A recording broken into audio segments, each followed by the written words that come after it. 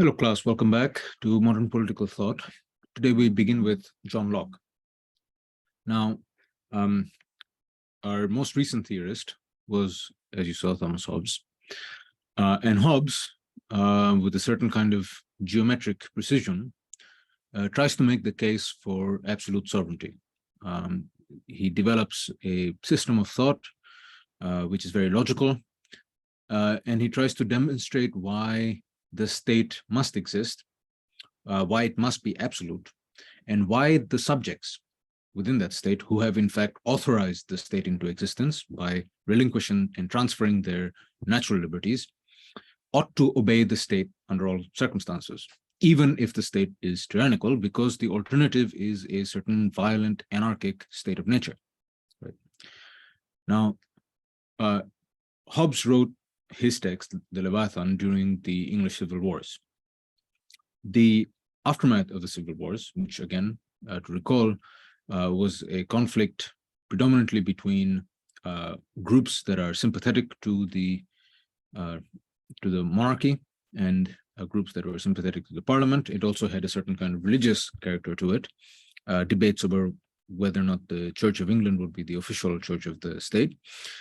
And that civil war ends with the execution of Charles I by parliamentary forces led by Oliver Cromwell, who then tries to establish a kind of military dictatorship.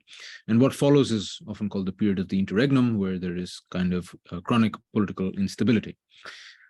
Following the interregnum, however, there is a restoration of the monarchy with Charles II. This begins in the 1660s. Now, there is a parliament that exists in Charles II's reign, but the parliament is very generous to the king. The monarch's powers in this period was, in some sense, strengthened, and the opponents of the crown, the opponents of the king, faced some sort of retribution through the parliament. The Church of England was reestablished. That is, the Anglican Church was made the official church, and there was also an act of uniformity that all religious practices, etc., would be conducted under the authority of the Church of England. So if you follow the story up to now, it would seem that Hobbes is in fact writing the script, because there is a return to a monarchy which is more and more moving towards a certain kind of absolute power. However, the events following this really transform reality, because this configuration was very fragile and unstable. There were, firstly, religious concerns that came up. Charles II dies and is succeeded by James II, who was his brother. And James was intensely unpopular, partly because he was Catholic. And the concern was that James II, who had an heir of his own, would establish a certain Roman Catholic tradition within England. And more than that, there was also a re-emergence of the factions sympathetic to parliamentary power under the political leadership and domination of the Whigs. So there is growing political instability and disaffection. And interestingly enough, factions that are opposed to James II invite or ally with a Dutch prince named William III, whose only connection to the crown of England is that he's the husband of Princess Mary, the daughter of Charles II. So William III invades England with an army of Dutch officers and military, and he's able to depose James II. And then what follows is a shared monarchy between Mary and William III. And the principal lesson to be learned from this event is in some sense that William III, the new monarchs, become monarchs partly because the parliament willed it so. Right? When the Dutch army invades to depose James II, they face virtually very little resistance. That is because the parliament was very supportive of this move. So what this event reveals is that the crown requires the support of the parliament. And what follows this happens in 1688. This is called the Glorious Revolution. And what happens is the establishment of a more or less stable constitutional monarchy. There is a passing of the Bill of Rights, a very famous document, which has many other inspirations later in history. And the broad framework that lays the groundwork for political liberty, religious toleration, and right to property as we know it today. The account I've given you is a somewhat simplified, overly simplified account, obviously, but it's relevant to why we must read, how it's relevant to our reading of Locke, because Locke, immediately following the revolution, publishes anonymously his treatises on government, his 2 treatises on government.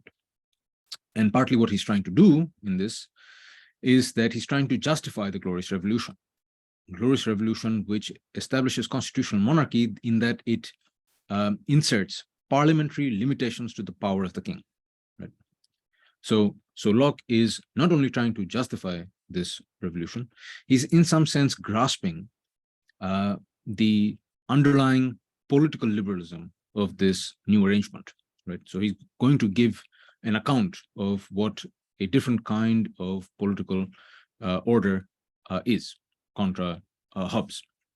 So Locke, who again receives an education, classical humanist education at Oxford, he's a very influential thinker, of course. He also has made contributions to philosophy in general, metaphysics, epistemology. We're obviously not reading any of that, but one of his other famous works is the Essays concerning Human Understanding, where he develops his account of empiricism. We're interested only in his political philosophy. And what is relevant for that is that personally, he was himself sympathetic to the Whigs. He received patronage from an Earl Shaftesbury, who was one of the founders of the Whig Party.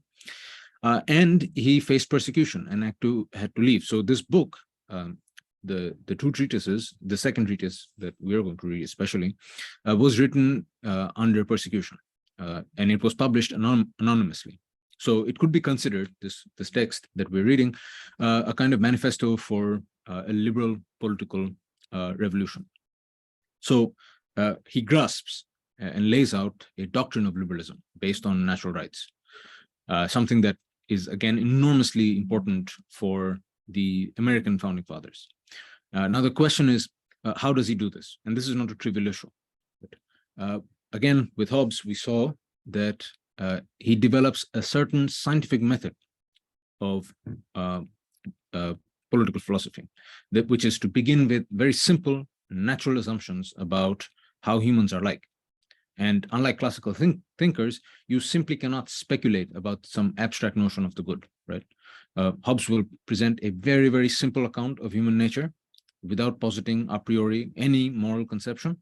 And human nature is endowed with motion because of appetite and reason. And that is the fundamental atomic block of his whole system of thought. Right? So the influence of Hobbes' breakthrough is such that Locke, who wants to completely refute the conclusions of Hobbes, Locke does not want to argue for absolute sovereign power. He, in fact, wants to limit sovereign power. But Hobbes' influence is such that Locke will have to, again, follow the structure of argument of Hobbes. He's writing in the social contract tradition. So his massive challenge is to say that Hobbes' line of argumentation is not irresistible or inevitable, right? So if you begin with the similar kinds of premises, can you arrive at conclusions that are quite contrary, right? Now, I would caveat and say that Locke, however, does rely on a reference to God. So he is not, for practical purposes, working with what we could call an atheistic political philosophy. Some of his claims he makes about nature are derived from a particular conception of divine design of the natural world and universe. We'll see what that means and how that might actually raise problems. But the basic point is that Locke's procedure is going to be similar. It's going to be in the social contract tradition, which is to begin with a certain conception of human nature, and then derive a argument for why government exists and what the government's nature can be. I will also say something about the influence of this work. Influence of Locke's political philosophy is immense. Now, he was very crucial for the American Revolution. Jefferson, Madison were all very good readers of Locke. But after the French Revolution of 1789, he lost notoriety. He was not that influential. His works were actually rediscovered or recuperated after the Second World War. And that is essential. This recovery of Locke is essential for the modern discourse of natural human rights. So the Universal Declaration of Human Rights, the Nuremberg trials, etc., all represent the ascendancy of a Lockean world. And this Lockean worldview is really the hegemonic, the dominant political framework. So liberal constitutional democracies today are in some ways all influenced by Locke's doctrine. But this period of renewal also raises massive questions about interpretation. Locke can be interpreted by libertarians like Robert Nozick, for example, as somebody who's arguing for a completely minimal state. But he could also be argued, it could also be argued that he's presenting a view or vision of a kind of social liberalism, which would be something that John Rawls tries to argue. Regardless, we're going to try to see how his arguments and system works. He's not, unlike most people think, he's not actually giving you a normative account of what government should be like, but he's giving you more or less a framework of assessment for how to judge states, how to judge and make sense of states. Now we're reading only book 2, or the second treatise, which is really the more well-known treatise. The first treatise is a very systematic analysis of both religious scripture and the text of another important thinker named Robert Filmer. Robert Filmer is a minor figure compared to Hobbes and Locke, but he was one of the most systematic defenders of what is called the doctrine of the divine right of kings. Right? So he was a defender of absolute monarchy, but unlike Hobbes, his political thought was purely based on religious scripture and authority of the scripture. And his claim was that God created Adam, the first man, and that Adam was given dominion over all earth and all mankind. And a monarch is simply, in the long chain of generations, an heir of Adam.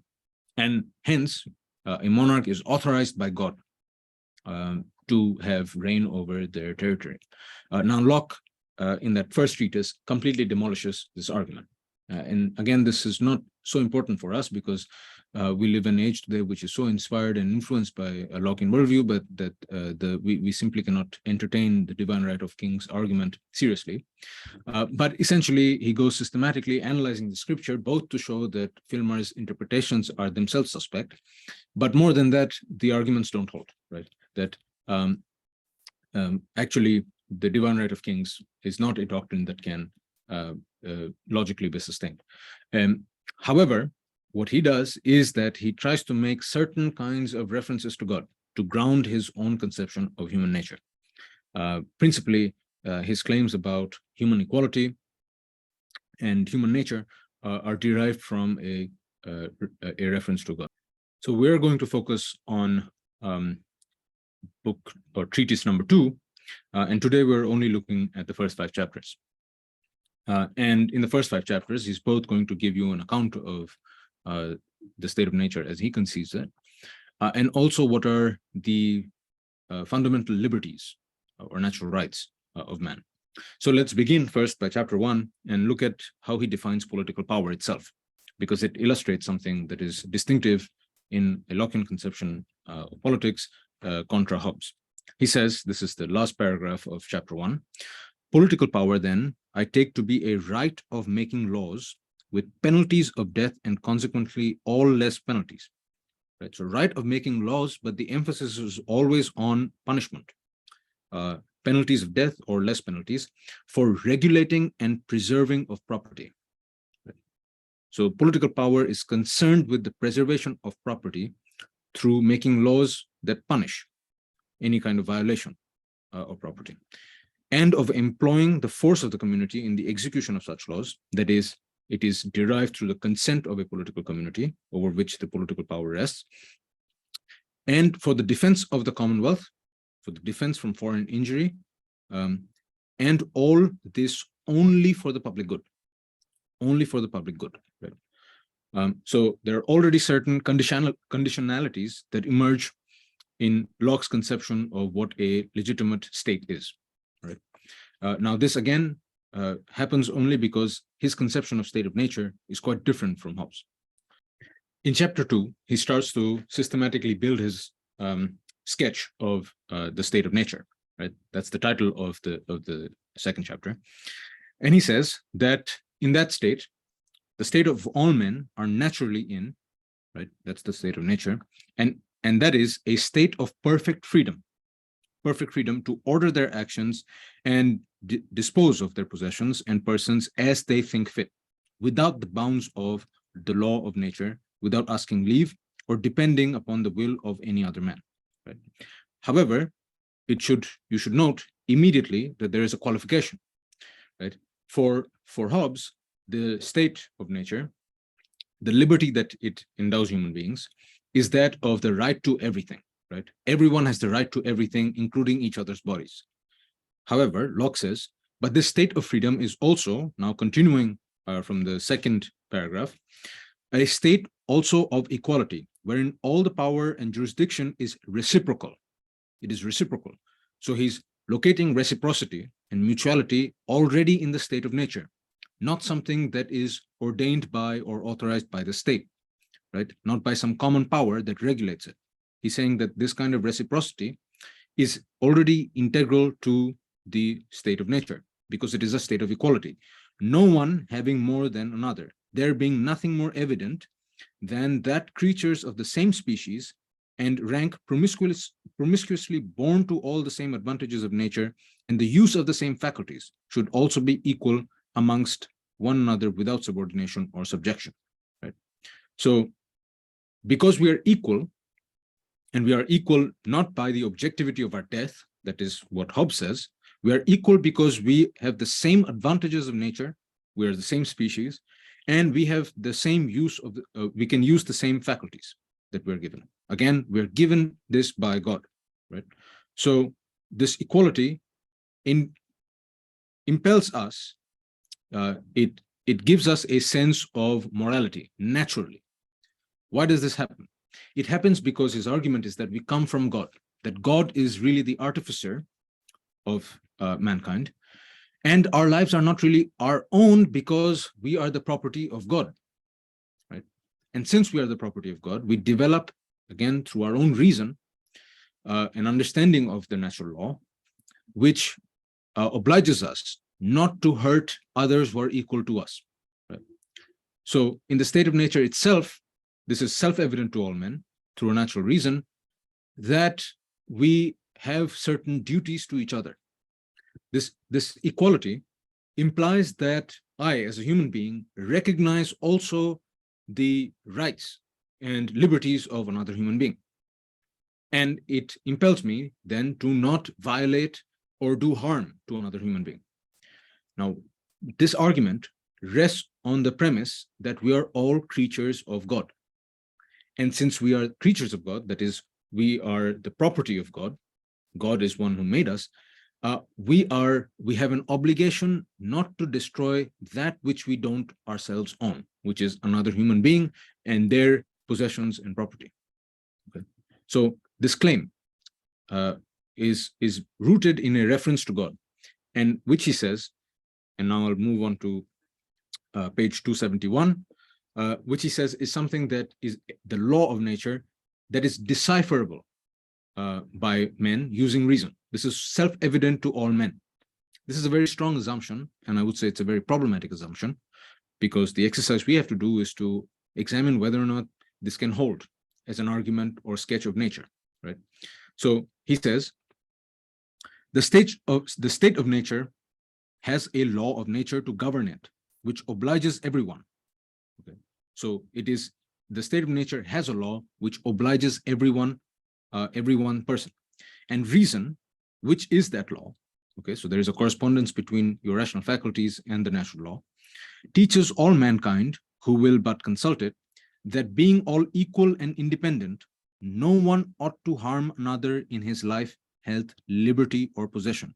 For men being all the workmanship of one omnipotent and infinitely wise maker, all servants of one sovereign master, sent into the world by his order and about his business, they are his property, whose workmanship they are, made to last during his, not one another's pleasures, right? So the fact that I have natural liberties, it means also that there are certain limitations and duties that I'm obliged to follow, which is to recognize that I do not own other human beings. I do not have a right, contra Hobbes, to another man's body or another person's body, right? Because, or their property, because it does not belong to me. It belongs ultimately to God. That is the grounds of this argument. It is the state of nature endows human beings with their use of reason to a certain natural morality.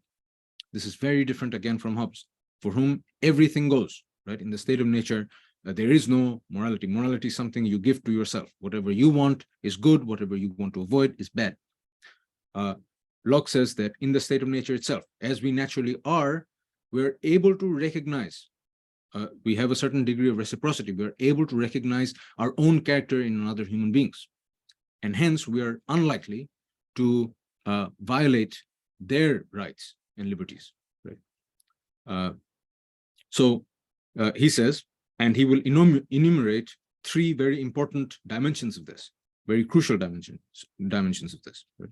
So, and being furnished like faculties, again, this is, he's talking about the fact that we are creations of God, sharing all in one community of nature, there cannot be supposed any subordination among us that may authorize us to destroy one another as if we were made for one another's use, as inferior ranks of the creatures are for ours, right?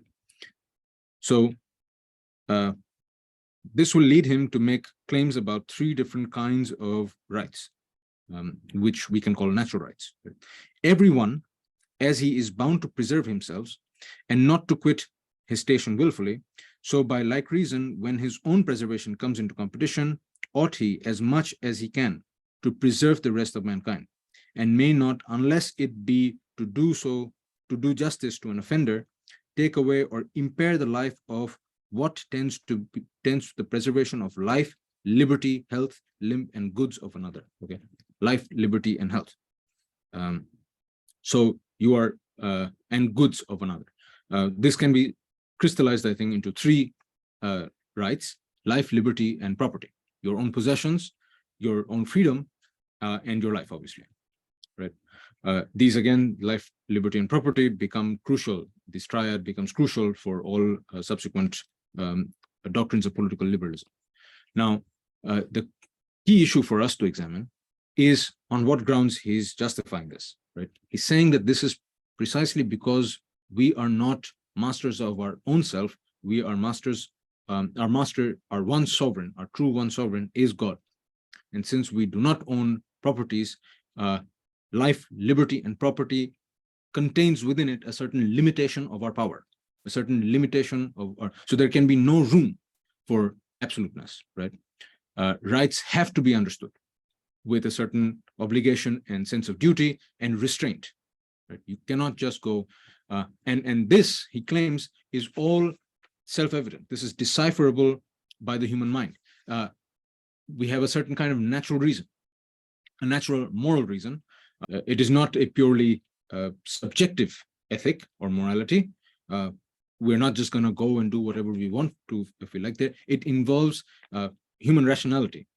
Natural reason allows us to acknowledge reciprocity, reciprocal rights to others, right? So we have the capacity, naturally, to socially recognize others as equal, okay? And then practice self-restraint.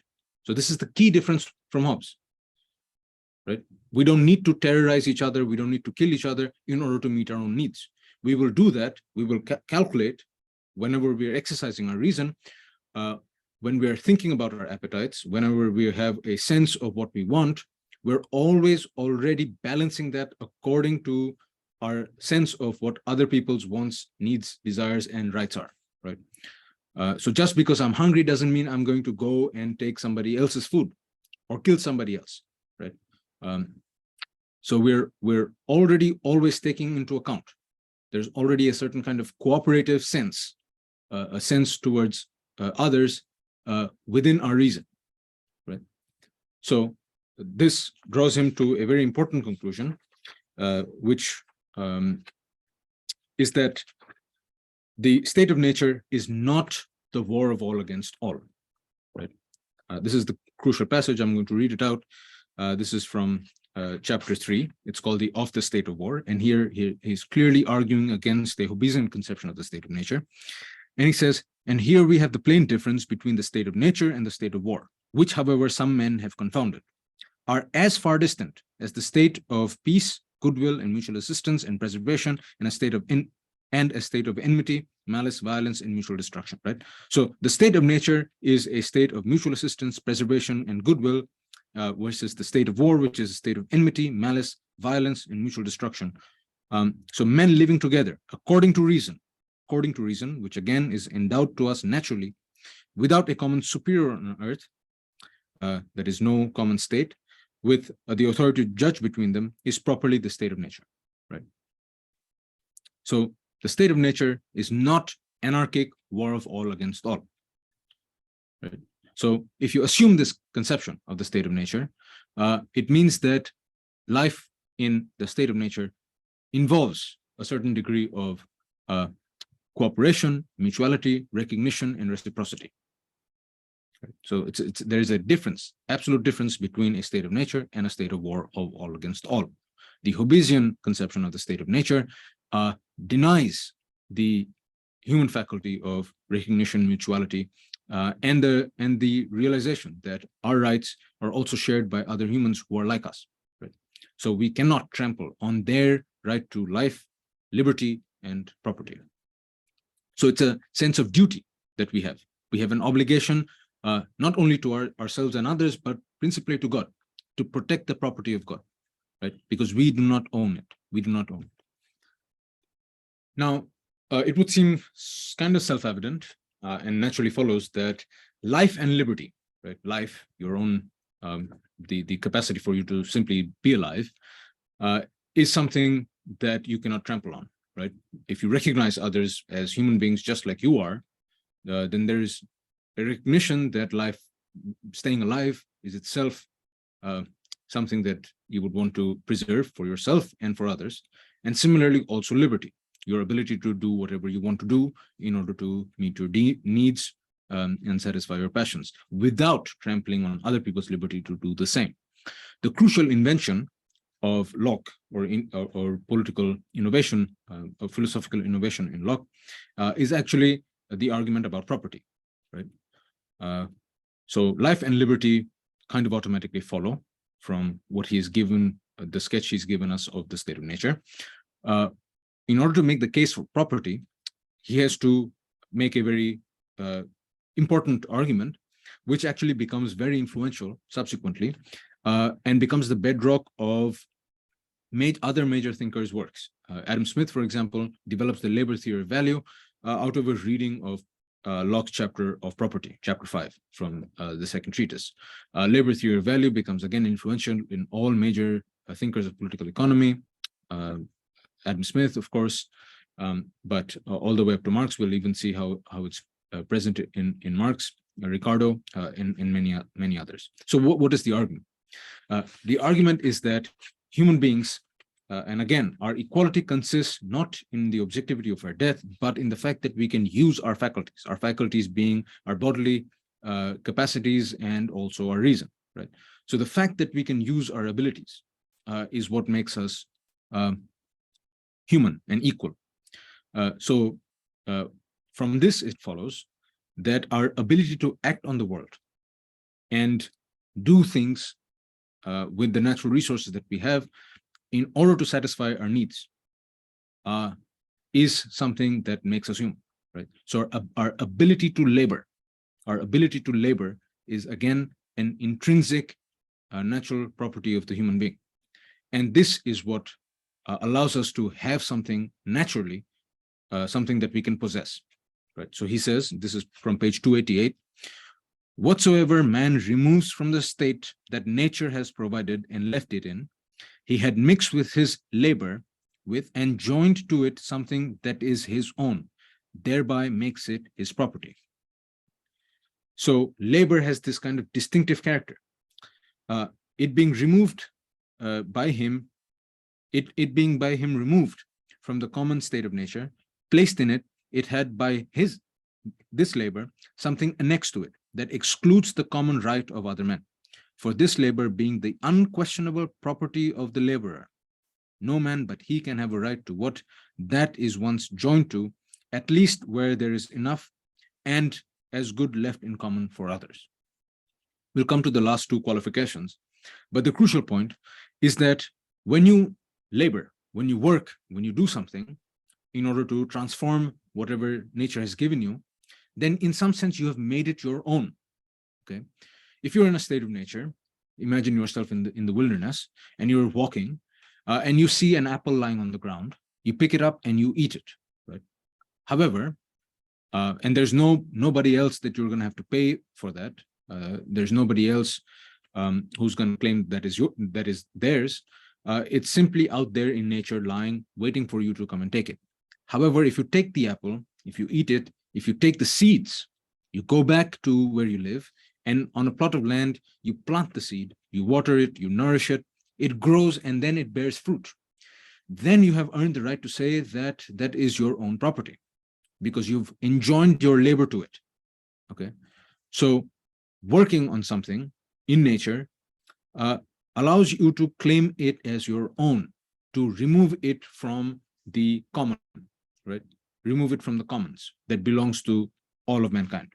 Okay, so labor puts a distinction between things of your own, that is property, and the common. Okay? Now, this is a very influential doctrine, like I've said.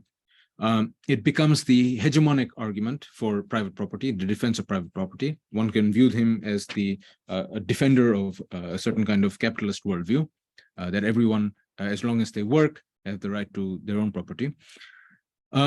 However, Locke is slightly more complex than this, because following from his references to God, there are two kind of conditions that this argument comes with. One is what is called the spoilage proviso, and this is clearly articulated on page 290. He says the same law of nature that does by this means give us property does also bound that property too. Okay, it bounds that property in the sense that it involves certain kinds of conditions. God has given us all things richly to enjoy, as much as anyone can make use of to any advantage of life before it spoils. So much he may by his labor fix a property in. Okay, whatever he can do in order to satisfy his needs, he may fix his labor and make it his own. However, whatever is beyond this is more than his share and belongs to others. Nothing was made by God for man to spoil or destroy. Okay, so it is an obligation again to God, because nature, after all, is an endowment of God. It's a property of God itself. So you cannot spoil or destroy it. You can use it to make something your own, but you cannot destroy the commons. You cannot destroy the commons. Moreover, there is a second conditionality, which is not clearly laid out in the second treatise, but I will read a passage from the first treatise. This is from, it was not assigned, but it's instructive to read that passage. It is section 42. And in this section, he's arguing against, again, Robert Filmer, who claims that God gave all the endowments of nature only to Adam. And Locke is saying, no, if you read the scripture carefully, in fact, God gave it to all of mankind. But then he says, but we know God had not left one man to the mercy of another, that he may starve him if he please. God, the Lord and the Father of all, has given no one of his children such property, in his peculiar portion of things of this world, but he had given his needy brother a right to the surplusage of his goods. Right. So if there's a brother in need, then you also have an obligation to meet their needs, to fulfill their requirements, right? And therefore, no man could ever have a just power over life of another by right of property in land or possessions, since it would always be a sin in any of the man of estate to let his brother perish for want of affording him relief out of his plenty. As justice gives every man a title to the product of his honest industry and fair acquisition of his ancestors descended to him, so charity gives man a title to so much of another's plenty, right? So you have an obligation. Of course, you have the right to your own property, but you also have the obligation and duty to charity. Okay, so not taking so much for your own that there are others in need.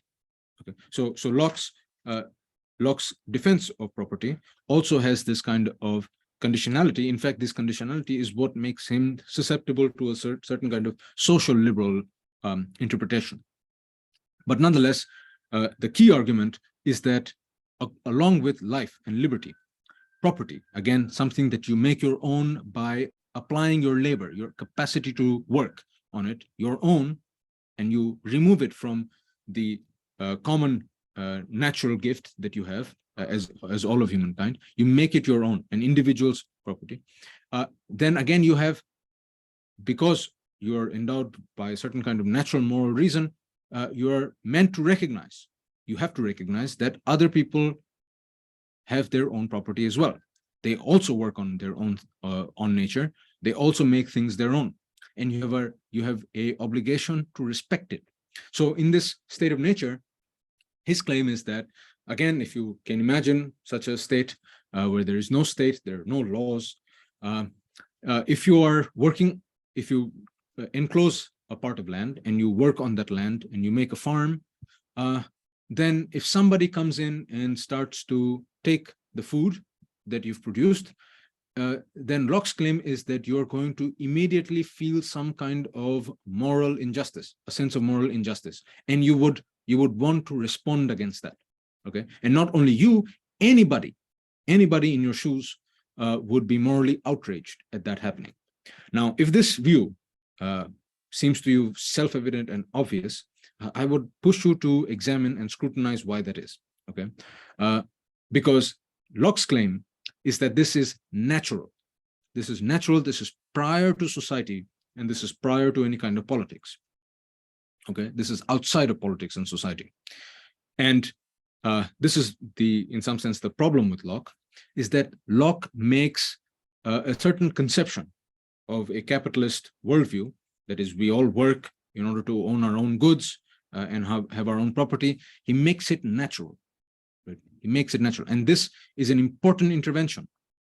It's an important intervention because it makes a certain conception of the economy as something that is natural, right?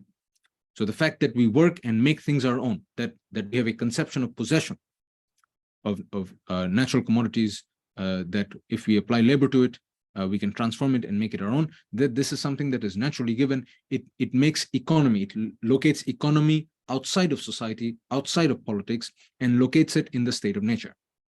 Right? So in Locke's view, although the state of nature is a state of perfect equality and perfect freedom, it allows for the inequality of property and economy. Right? So this is the important implication of the argument. Okay, so the inequality of wealth, inequality of the things you own, he says, is something that can arise in the state of nature. Now, it's something that I'm not going to comment more on, but I would push you to think about, because at least my sense is that his conception of state of nature actually is ideological to some extent. It is ideological because it makes it seem that things that are actually very social and political, things like property, already arise in a state of nature, okay, already are natural. And hence, to politically argue against those things would somehow be to attack the very core of human nature. But to return to the main line of argument. Again, his claim is that there is a law of nature, which through our reason, it's in fact identical to our reason in some sense, and we can understand it, we can decipher it, and that they give us a sense of what natural inalienable rights are. Right?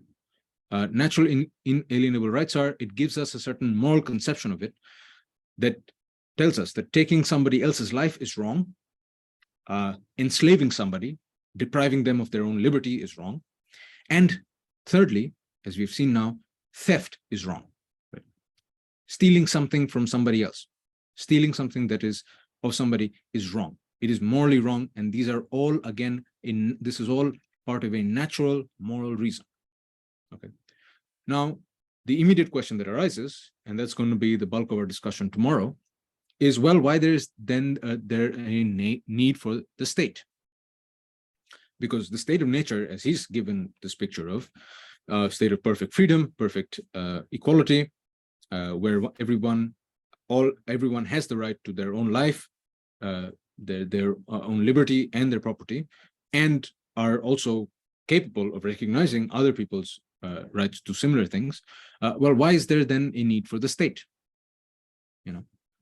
We can simply take care of each other, and we have a natural morality and natural reason that will restrain us, that will stop us from entering a war of all against all. Okay. Locke's argument is that, well, the state of nature is not really a kind of static thing. It is a dynamic thing. It involves a certain kind of movement. And sometimes we might, in fact, enter into situations of insecurity. Okay, because undermining this reciprocity is always possible. It is not inconceivable that one could violate this natural condition of cooperative self-interest. Right? Now, why would this happen? And what is the kind of person who does this?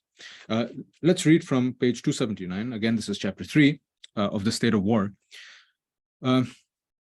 He says, one may destroy a man who makes war upon him, or has discovered an enmity to his being for the same reason that he may kill a wolf or a lion, because such men who have declared war upon you, are not under the ties of the common law of reason, have no other rule but that of force and violence, and so may be treated as beasts or of prey, those dangerous and noxious creatures that will be sure to destroy him whenever he falls into their power. Right? So he's saying that, okay, even in the state of nature, there are men who are really beasts, dangerous and noxious creatures. They are not tied to the common law of reason. Now, again, you might be tempted to think, well, yes, it's conceivable that a few people are criminals, are irredeemably criminals, right? They simply don't have the reason in order to behave in a way that is in line with the natural law.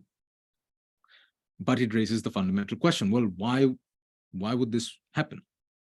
If the natural world as we know it is created by God, and God has given all human beings who are part of the same species the same kind of faculties and abilities to use those faculties, which shape our equality and our freedom, then why would there be an appearance of a small gang of criminals?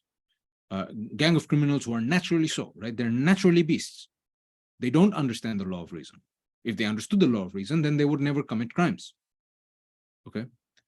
This, again, I think raises a very serious problem in the argument. It's a problem of what you could call theodicy. Namely, if there's always a benevolent, omnipotent God, why would there be something like evil? Okay. And Locke simply says that there is this kind of group of people, men who act like beasts, noxious creatures. They simply exist. It's a fact. It's a fact of nature. That, however, contradicts, in some sense, the account he's given us about the nature of man and the state of nature itself. Okay. But what it does for the argument is that this kind of criminality, this kind of threat that you might face as an individual is really exceptional. It is not the permanent state of nature. Okay, it is an exception. It is something that is very, very um, uh, improbable, because most people are obey the common law of reason, right? It is improbable. It is a situation that might arise, that might arise. And what happens when this kind of situation arrives? For example, to go back to our hypothetical example, you're simply working on your own land. You've enclosed a piece of land, you're cultivating it, you're taking what you need for yourself, you're even giving charity to those in need. But once you're working on the field, somebody comes and just takes away your food, you will feel a intense moral outrage. Again, this would be natural. There's no need for society or state for this. There needs to be no laws about this. This is something that is purely natural. And you're going to feel such moral outrage that this person has done this, that you would be forced to treat them like a beast. Right? You would go and punish them. This is what raises the problem for Locke. Right? So Locke says that the reason why, even in this kind of harmonic state of nature, where there is a certain kind of reciprocity, cooperation, and a recognition of each other's natural rights, there is still, nonetheless, the need for a state. Why is that? Because he said,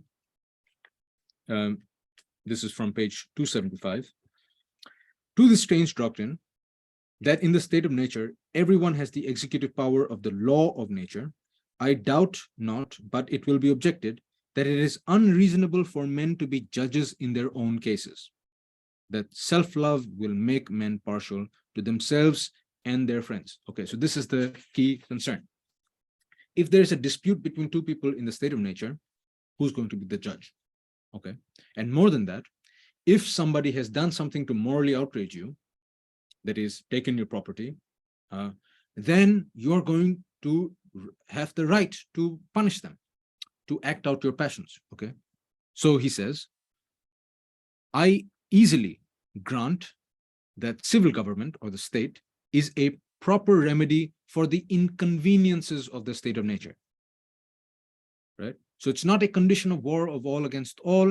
It is a condition of almost perfect harmony, but it contains certain inconveniences. Inconveniences like who's going to judge when there are disputes between two people, because each person is going to be partial to their own case, and what is going to happen when somebody actually violates the natural law, that is, attacks somebody's life, liberty, and property. If another person, the victim, is going to act out and punish them, they're going to do so with a certain kind of passion and lack of restraint that might actually, again, open the doors for a situation of threat and insecurity. So he says, the proper remedy for the inconveniences of the state of nature, which must certainly be great, where men may be judges in their own case, since this easily to be imagined that he who was so unjust as to do his brother an injury will scarce be so just to condemn himself for it. But I shall desire those who make this objection to remember that absolute monarchs are but men.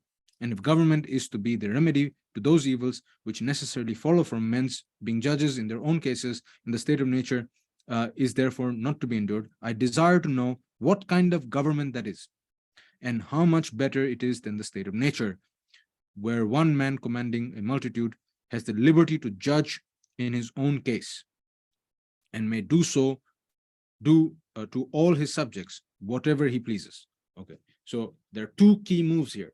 One is to accept that there are certain inconveniences that will arise in the state of nature. So there is a need for the state.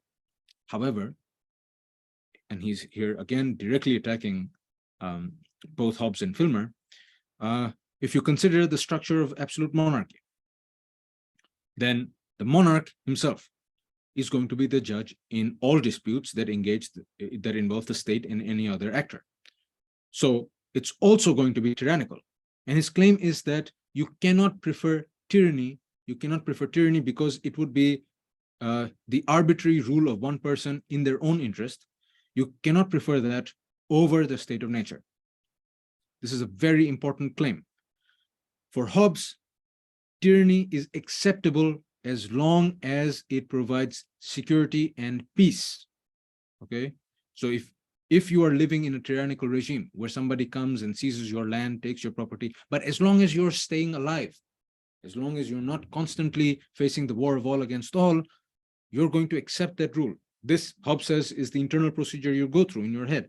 Okay, I mean, should I really, it's a dark reality, but Hobbes is telling you, yes, well, think about why there are not constantly slave rebellions, why there are not constantly rebellions against tyrannical regimes, because people do have this concrete natural fear of a state of anarchy, of war of all against all.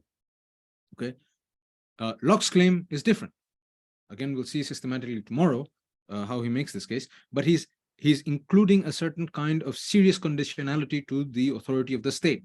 He's saying the authority of the state must prove itself to be better than the state of nature. So it must remove the inconveniences of the state of nature without becoming tyrannical. Right? It must also preserve the natural rights of man. Okay, so we'll see again how this argument unfolds tomorrow.